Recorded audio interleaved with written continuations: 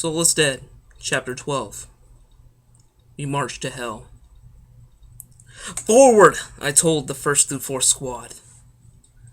"Meet at the 4 rendezvous points. 1st Squadron, your job is simple. You will be the security force. You will wrap around the perimeter to ensure that nobody will try to burst through our line. 2nd and 3rd, you will be in charge of taking the front and back. That's where all the exits are. You boys will be the infiltration. 4th Squad, you will run ammunition and backup. What you will do is you will replenish the lines in the event of a breakthrough or a breach. 5th Squad, you're with me. As my lieutenants in my group, and even some of the other military leaders, my equal, began to roll out, I stayed with 5th Squad and debriefed them. I told them that I wanted mortars and other rifles posted up on the tallest buildings surrounding the area, and 5th Squad to stay a mile back with their 88mm. I wanted them to shell first, and then we would move in. They began to move their way out, and I had a small CB radio planted with the commander of that group. I had made my way to the small airfield and gotten in the plane with my friend Derek Owen. I had all my armor placed on, and I was strapped and ready to go. This was definitely not something he was used to. He looked at me and he asked, "Are we going to be okay?" I looked at him, got close and put my hand on his shoulder, and I told him I'm not sure. The only thing you need to worry about is this. It's either you or them. I could tell the apprehension in Derek's eyes was definitely something that he wasn't wanting to do. The pilot had begun to spin up the plane. We were lucky because we got one of the Cessnas with some armor plating. Make sure that the pilot didn't die, or that we wouldn't get hurt. We began to loading our crates of explosives that I had mentioned. We even mounted a small minigun on the side. We were going to be the first to fly low. The others would drop explosives, and I gave the lieutenant of the 3rd Squadron the kill trigger. We spun the prop, and this was actually the first time I'd ever been in a plane. It's funny. I was always scared of heights. But with teeth gritted, snarl on my face, and rifle loaded, I didn't care. I got in the plane and we took off. I had Derek spin up the CB radio and the co-pilot hand me back. I told them to get into position for charge position. 1st Squad and had wrapped around, made the perimeter, and had already started engaging. It was far enough to where the main complex was completely oblivious due to their communications. They were more primitive. As the plane began to pave low, we began to see the target. I called immediately for 5th Squad to begin shelling. They had gotten into position on a couple tall ridges, a couple high buildings, and the cannon had made its way into a park. I heard a large sounding of the guns. The target was in sight, and I heard the large whoosh of the rounds zooming over us, just barely missing us. The plane tilted from side to side, trying to stabilize. It was definitely frightening. And then the roar of explosions from the mortars and the guns. I could see down with my binoculars as I looked out the side of the plane, people scurrying and running around as explosives had been going off and flechette rounds had been going off mid-air from the mortar rounds. People were being mowed down and pinned to the ground like they were being stapled to the floor. Red mists were popping up, much like clouds being formed out of nothing. People were running around, scurrying, and even stray rounds were being shot into the air, wondering where this was coming from, and sniper rifles could be heard snapping, that cracking loud noise as the bullet whizzed by. People would drop, going limp like a rag doll, hitting the ground face first, and many of the dead had got the attention as well, according to 3rd Squad. 4th Squad had began to engage a few of them. The sound was definitely loud enough to keep all of them. Like a big dinner bell ringing and resounding through the air, they began to walk their way towards the complex. Which was good in of itself, because we didn't want to leave any mess behind now, would we? My small squadron of 3 planes had began to fire upon as we got close. We paved low with one wing tilting to the side. We had dropped all the satchels out the window. 1, 2, 3, 4, 5, 6, and 7. out the sides. Derek was burning the minigun up as it was going red from firing. People were shooting, and small rounds were firing and cracking across us, putting holes through the fuselage. Luckily, none of us were hit, and we flew off. We had landed a few miles outside where the artillery gun was parked. We landed next to them, and the pilot had begun to take off and went back to Rose Hill, where our base was. We began to tell the 5th Squadron to move out and head back to the base, meet at the rendezvous points, as me and Derek began our way to join up with 1st Squadron.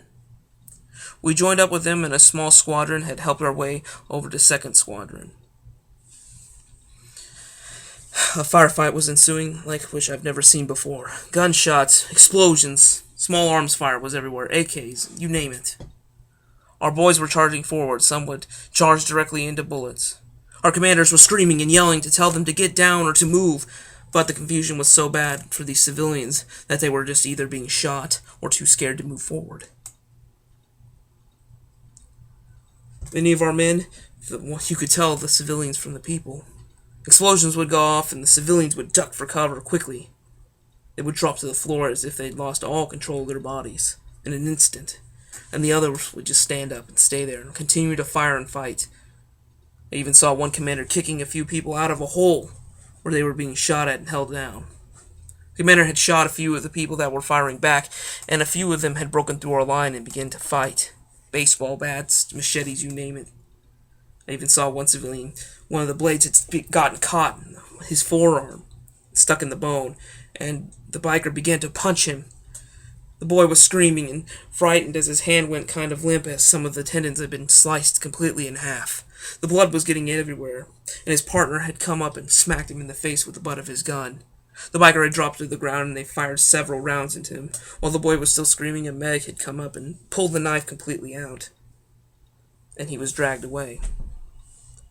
As soon as they made their way out of the hole, a small explosion went off right behind us, where the boy and the medic were. All that we could see was a red mist. It turned out they had some small explosives and some RPGs that they'd commandeered from other gangs. It was to be expected that they had illegal weapons with them, but we had things as well.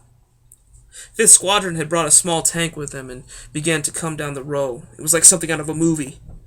We saw the front of it crest in front of a small street, and then it stopped with a large screech. The turret had turned slowly when you could hear the sound of the hydraulics creaking to life. The gun had fired a large 90mm tungsten round right through the front of their building, killing several. We could hear a lot of them yelling, "It's a tank! Get back!" And as they began to retreat, we began to move forward, twitching in our eyes, my hand shaking, my heart pounding. Blood and red, bloodshot, everything was dark. I began to fire, mowing every one of them down. We jumped to a small hole where an artillery shell had landed. Me and Derek were laying there, and Derek had landed in a pool of blood. He began to freak out as it splashed all over him. He wasn't used to this. He hadn't been on the missions that we had. He was just in charge of killing zombies, and he wasn't used to this, and he freaked out. I grabbed him by the vest and held him to the ground as we were getting fired at, placing my gun on the ground. I told him to get a hold of himself. This was no time to break down. He looked over and saw that my shoulder had a hole in it. I looked down and it completely missed the vest. A small area, less than an inch across, had been nailed. My arm was violently shaking and the hole was singed from around. I could start to feel it as I noticed it. It cracked my arm and broke my collarbone. I told him there was no time, and I pulled him up with my one good arm. He grabbed his rifle, and we began to fight and move forward. Other squadrons were now moving in. The fighting was intense, and the tank had made its way into the courtyard of the factory building they were staying in, firing. We could hear them, they would say, 50 up! And then firing began, mowing down the upper levels. We'd made our way in. The firing was intense. They had small groups on top of balconies and catwalks just above the factory floor, firing down at us. As me and Derek ran behind some barrels and some cover, the firing was intense, and a small group of men that were carrying grenade launcher and some grenade shells, and it was 3 men, one carrying the launcher and the others carrying a case full of them, One of the soldiers had been shot in the back of the leg, and it had dropped him almost instantaneously. The moment he hit the floor, he screamed out in pain, and a medic had dragged him outside of the front door so that he could go to cover to administer help with him. The other one had been shot through the chest. It was quite a large round because it had killed him almost instantly. He was gasping for air as blood had geysered out of his mouth in a great amount. He was definitely hemorrhaging, and he was going to die quite soon. I put a pistol to his head and shot him, put him out of his misery. I grabbed the box and slowly dragged it behind our cover where the grenadier had begun to fire. There was a small office building overlooking the factory floor, and they had begun to use that as a pillbox. They were mowing down men as they began to run through the front gate. I couldn't stand watching it anymore, and I grabbed the grenade launcher from him and gave him my rifle, which he began firing. I told Derek to grab the shells out of the box. As soon as I fired, he would bring me another one. We fired one and blew up the glass, shattered, sending a few of them over the rails and outside the window. Some of them hit the ground so hard that their necks would snap instantly, and their bodies would go limp. We fired another one, and it began to list the building as it began to drop, apparently damaging several supports in the roof. We shot a third one, and the whole building came down around that area, crushing many behind barricades just below it. I put the grenade launcher down, and we moved forward. We could hear screaming over the radio, and 3rd Squadron had broken through their rear line, and some of them were trying to escape. As the people tried to pour out like ants, just like in Nazi Germany, out of their pillboxes, they were met with gunfire. As they said, "Please don't fire," our men would look at them with callous glares and mow them down. We were all moving in, and a few of them were only left. They were all huddled around a small area full of sandbags and motorcycles, and they were hiding behind them. They raised their weapons above their head and lifted their hands, saying they give up. One of them was shot in the chest as he was trying to give up. A young kid, no older than me, probably even younger. He dropped to the floor instantly, and the others were saying, "No!" yelling as if they were related. One of them looked sort of like him, and I suggest that was probably his father. I told my men to stand down, and I told 3rd Squad to move around and cover the perimeter. 1st Squad was to stay in its position. 4th Squad was to move in and secure the main area.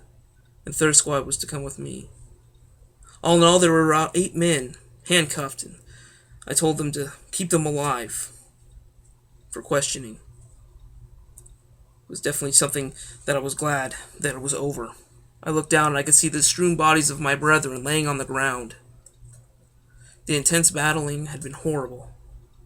Few of them were crying, and the smell of urine and feces had filled the air as some of them had voided their bowels, and some of them were peeing their pants from the pain, the screaming and the crying of mothers. I stifled myself as I fell back and leaned against a girder. The yelling was too much. My hand began shaking. I looked down and pulled my glove off, and tried to steady it with holding my wrist, but it just continued. My eye had twitched, and my breathing had become labored. My arm began to curl up from the pain as the muscle tried to tighten up to keep the bleeding at a minimum. Derek called for a medic, waving to have one come over, and one rushed over. I collapsed into a small folding chair that was at the corner, and sat there as they administered first aid. The bullet had not passed through, so they had to dig it out with tweezers, and as I screamed, and something blood-curdling and awful, my arm twitched, and it was jarring, and I could feel the tweezers hitting against the sides like some kind of freak operation game. Only it wasn't a buzz, it was more like a stinging, bleeding, burning pain every time they had touched something fleshy. They yanked the bullet out, and it was deformed, and it had flattened in such a way that it sliced me even more. As they pulled it out, blood would gush out, and some from the heated round had pulled out some clots, and it was a nasty business. Around the hole was charred and bruised. It was disgusting. They pulled the wound out and administered first aid, and a doctor had moved his way in from 4th Squadron to the front lines to help. They fixed my arm and patched it up and gave me a shot of adrenaline. My eyes widened, my focus sharpened, my teeth gritted, and I screamed in pain. My breathing became labored. I was ready to slice heads. I went over to one of the leaders of the 8 people that were being held at gunpoint on their knees, handcuffed to the ground. I asked them which one of them, was there more of you? One of them elbowed him and told him not to say a dang thing, and I grabbed my knife and shoved it through his chest. My face next to his, adjacent, my mouth close to his ear, telling him that this would happen to every one of you. And a sharp sneer, if you didn't tell me where your friends are. Is there more of you? One of the young men began crying inconsolably, and I went over to him immediately, pulling my knife out as the man fell to the ground. I could hear him moaning in the background as the young man began to explain that there were catacombs, service tunnels below with rooms, people.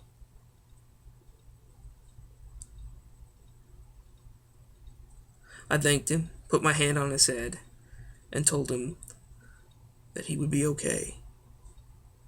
He then began to plead not to die, and I told him everything would be fine if you give me information. He stuttered at first as others were looking at him giving the daggers, and I told them that they would all die if they interrupted him. He then told me that small groups were coming back within the hour. I immediately snapped up and had one of my men come to me with a radio, and I warned 3rd Squadron to leave and go bolster 1st Squadron. 4th Squadron would go and help, as my squadron would stay. I had 4 men watch the 7 men. One of them was next to the friend that was bleeding out on the ground. I stabbed him in the gut and twisted the knife and sliced it out, so it was definitely a slow death. He was gasping for air. When I walked over to him, boots thumping against the ground as he looked up, the blood was pooling on him and it was matting his beard. I looked at him callously with a glare, not of anger, of no emotion, as I looked down at him, as to be superior. I removed my revolver from its holster and pulled the trigger, and it splattered, hit me in the face. My face jerked back just a little bit. My head lowered and I glared at all of them. And then my captain came over, and he told me I had to see something. Something that I was definitely not prepared for.